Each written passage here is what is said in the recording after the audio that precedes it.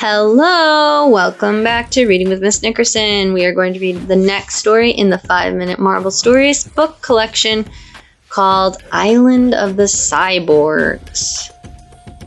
Captain America was on a solo mission. A ship carrying high-tech battle gear had disappeared, and Nick Fury had tasked him with finding it. Cap entered the ship's last known coordinates into his Quinjet and took off. Soon, he found himself flying over an island with what appeared to be an abandoned fortress on it. He landed with a splash in the water and began to make his way to land. Captain America had been on enough missions to know that just because something looked abandoned didn't mean it actually was. He approached the fortress slowly and quietly. Suddenly, pew, pew, pew! The beach lit up with hundreds of bright green blasts. Cap was under attack! The powerful blasts were no match for Captain America's vibranium shield, but they were still strong enough to throw him to the ground. Finally, they stopped. Cap struggled to get up, straining to see through the dust and debris. Then, in the distance, he spotted a strange shape. As the shape moved closer, Captain America realized it was M.O.D.O.K, a genetically engineered, super intelligent being bent on destroying the world. But the supervillain wasn't alone. He was surrounded by an army of creatures wearing the missing battle gear. Cap did a double take as he looked more closely at what was piloting the suits. "Monkeys?" he shouted. "Now that's a first." The monkeys seized Captain America and threw him into a prison cell. "You came to save the day, and instead you get a front row seat to watch as I take over the world!" M.O.D.O.K taunted. "World domination," Cap said. "Very original. But why monkeys?" "Primates are easy to control," M.O.D.O.K replied, "and even easier to find in large numbers." Cap looked out his window.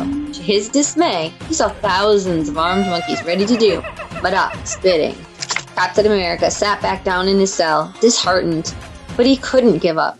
He needed to fight back. That gave him an idea. "Hey, ugly!" Cap shouted at one of the cyborg monkeys walking by his cell. "Call this one Monkey See, Monkey Do." The hero began to slam his metal cuffs against the metal bars of the cell.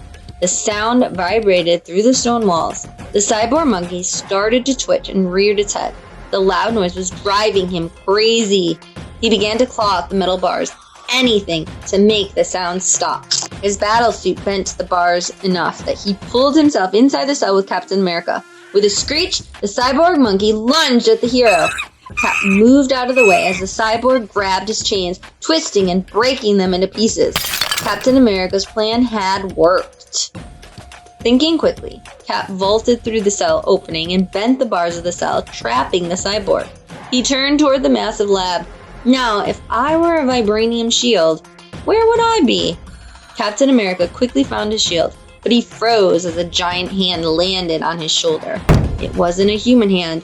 It was much bigger, heavier, and stronger.